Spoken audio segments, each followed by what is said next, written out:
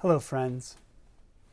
I'm Peter O'Leary, and I'd like to offer you a reflection on the Gospel reading for the 24th Sunday in Ordinary Time. Let me begin by reading the Gospel. This is a reading from the Holy Gospel according to Matthew. Peter approached Jesus and asked him, "Lord, if my brother sins against me, how often must I forgive? As many as 7 times? Jesus answered, I say to you, not 7 times, but 77 times. That is why the kingdom of heaven may be likened to a king who decided to settle accounts with his servants. When he began the accounting, a debtor was brought before him who owed him a huge amount. Since he had no way of paying it back, his master ordered him to be sold, along with his wife, his children, and all his property, in payment of the debt.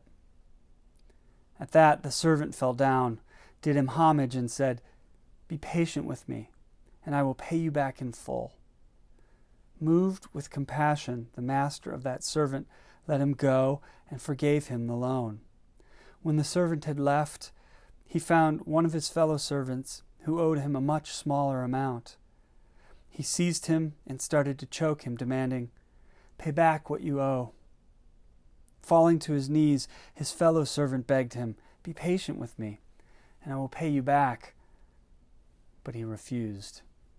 Instead, he had the fellow servant put in prison until he paid back the debt. Now, when his fellow servants saw what had happened, they were deeply disturbed and went to their master and reported the whole affair. His master summoned him and said to him, You wicked servant, I forgave you your entire debt because you begged me to. Should you not have had pity on your fellow servant as I had pity on you? Then, in anger, his master handed him over to the torturers until he should pay back the whole debt.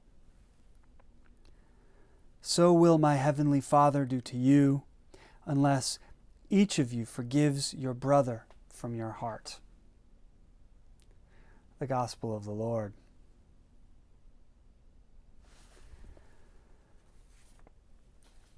I find this to be a really challenging parable.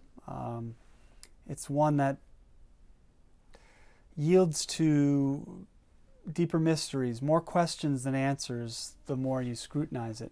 So I'd like to do a little bit of that with you right now. And the gospel reading sets up its terms for us, which are about forgiveness and also about anger, which happen to be the topic of the first reading on the 24th Sunday of Ordinary Time, which comes from the Wisdom of Sirach, which includes the statement, wrath and anger are hateful things. That seems very clear. Avoid anger, be forgiving. These are virtuous attainments for us. This is something that we want. But the parable seems to offer an understanding of both of those terms, forgiveness and anger, that it's just not as it doesn't provide as clear a teaching as saying be forgiving and don't be angry, or try not to be angry. Because in fact we see in this parable Jesus tells people behaving angrily, some of them in ways that seem unjustified, others in ways that seem justified, and likewise we see people being forgiving, but then actually taking it back. And probably the most vexing statement in the gospel, for me, is the one that Jesus uses to conclude the parable, in which he says, So will my heavenly Father do to you, unless each of you forgives your brother from your heart.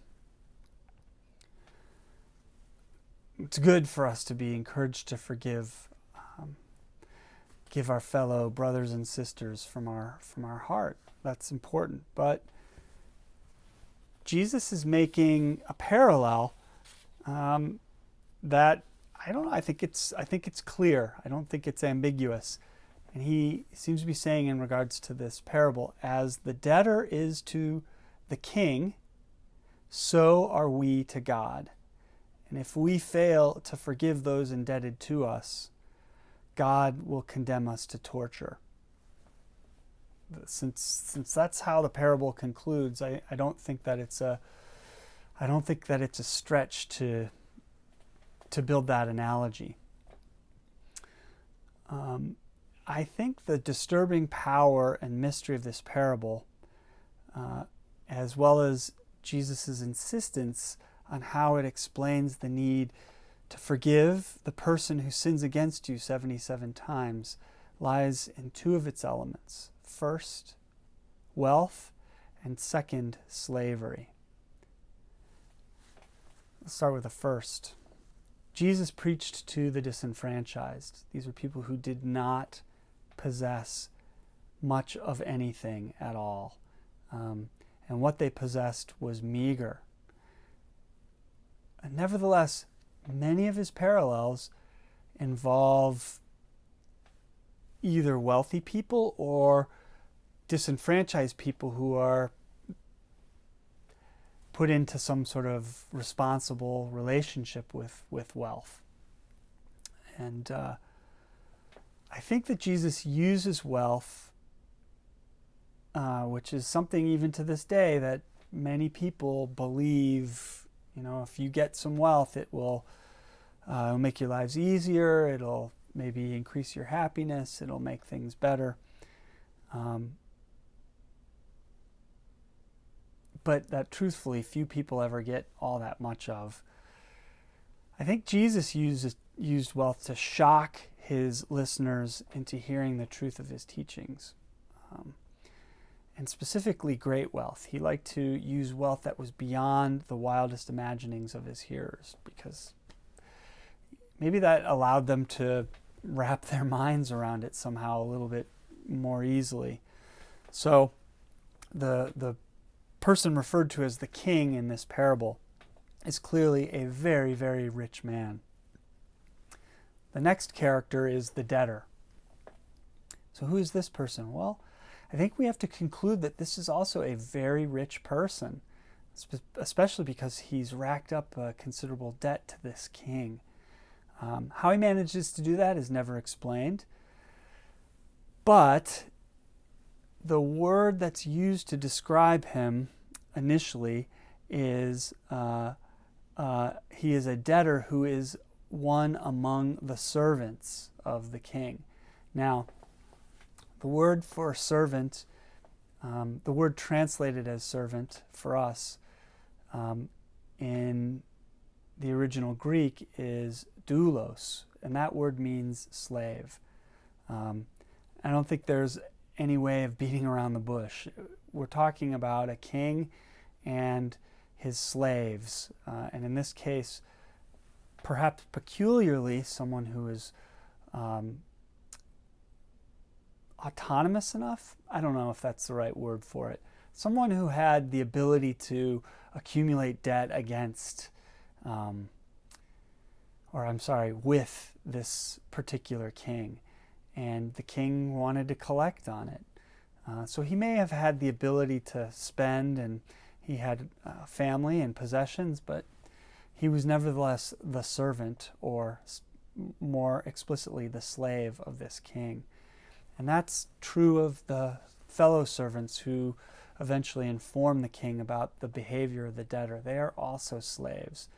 And perhaps most importantly, the fellow servant whom the debtor refuses to forgive, also a slave. All of them are slaves. In this figure of the debtor, these themes come together. The theme of wealth, the theme of slavery. These would have been very familiar themes to Jesus' listeners, and they would have related to them in ways that are perhaps a little more direct than we do here. Many of us are generally well enough to do that we don't have to particularly worry about food, shelter, clothing, things like that. Although many among us do, obviously. And slavery, at least according to our Constitution, was abolished in this country. So it it's not as perhaps present to us, or seemingly not as present to us as it was to Jesus' listeners. Nevertheless, these themes are important, and if not directly present, indirectly present themes for us today. So I want to use the parable to ask questions rather than necessarily offer any answers, and use these as a way of thinking about how this particular parable might relate to us in our present situations. For instance, in what way is wealth a form of slavery? And what does it say that a person can be equally forgiving of debts and also wrathful of selfishness in the same parable? Is this what the kingdom of heaven is truly like? Is God the Father truly like the king who punishes with torture? Jesus seems to be saying so in this parable. And he, one way I read this is he seems to be saying that some wrath is justified. So here's how I look at this parable in terms of our present situation. We here in the United States, we live in a society that is still crawling out from the long shadow of slavery, as recent events in this summer of pandemic and protest have shown us. The wealth of our nation could not ever have been achieved without the sin of slavery. So some questions to ask ourselves as we negotiate these challenging times. Whose debts among the enslaved and the enslavers should be forgiven? And who should do the forgiving? And whose anger, as the shadow of slavery continues to fall, is justified? Whose anger deserves to be punished?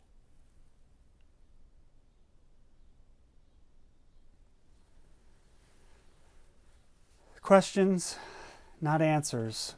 Not now, not with this challenging parable. I hope all of you who are listening to this, watching this, are healthy. I hope you're taking care of yourself, and I hope you're able to take care of those around you as much as you can. And I look forward to seeing you in church.